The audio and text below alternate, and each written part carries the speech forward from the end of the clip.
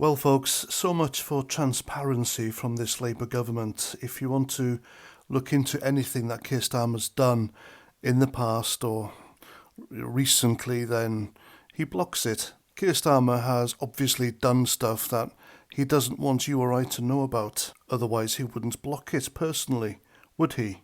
I don't think I've ever seen such a controlling Prime Minister, let alone MP, in all my life. It's evident his own party are scared of him, despite rumours of a rebel coup to oust him because the guy's so toxic. I mean, they had a chance last night, didn't they, to vote with the Conservatives' proposed bill for a national government inquiry into grooming gangs, but he warned them all that if they did, then they'd lose the whip. And he even screwed over his own MPs then, because after telling them to vote or get punished for it, he abstained. He and his top 5 MPs in government, they all abstained from voting after telling his own party to vote a certain way.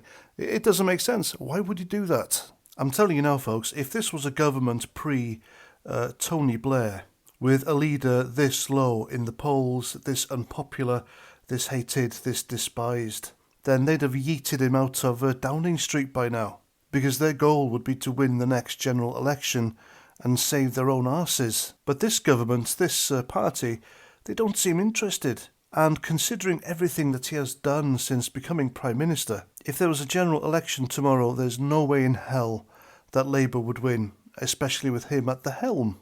And the guy doesn't care, does he? He really doesn't. He's like Frederick Forsyth's The Jackal, just calmly and coolly going about his mission, of course, less the charisma of, was it James Fox who played him in that film? This is just, it's unprecedented stuff. I don't get it, I really don't. Why a government, a political party would put the career of one man, one slippery, dodgy, shady fella, ahead of justice for British victims of grooming gangs. I mean, 86 years ago now, our Parliament voted to go to war against the Nazis. Yet last night they voted to prolong the injustice that the young British victims of these foreign grooming gangs are suffering. How times have changed. I'll tell you what, folks, it's like something out of the Twilight Zone. Elon Musk has called this government and Keir Starmer out, and yet it's Keir Starmer who's escaped from this scot-free,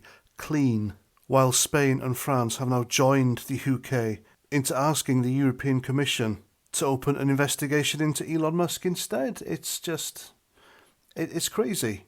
Parliament was even more prepared to talk about Greg Wallace making some edgy remarks to women on his television shows on the BBC. But they won't talk about the mass grooming and exploitation of thousands, if not millions, of young British girls at the hands of depraved perverts, because it's racist and far-right to do so. And I don't know. This country really seems lost at the moment. It really does. And Keir being at the top, at the helm, being Prime Minister, certainly doesn't help. And looking at the news this morning, reportedly, Jess Phillips has had her security increased and told not to walk out alone because of what Elon Musk called her. But did they afford the same protection to the people she called apologists on social media? I doubt it very much. It really does. I mean, this whole business makes one despair at the state of our democracy, our parliamentary system. Oh, and I forgot to mention Sammy Woodhouse, a grooming gang's victim, a survivor.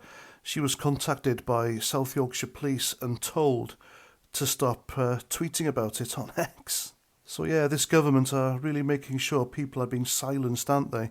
Why? I can only guess. Anyway, I'll leave that with you. I'm Paz49, thanks for watching, and until the next time, Roger Trout.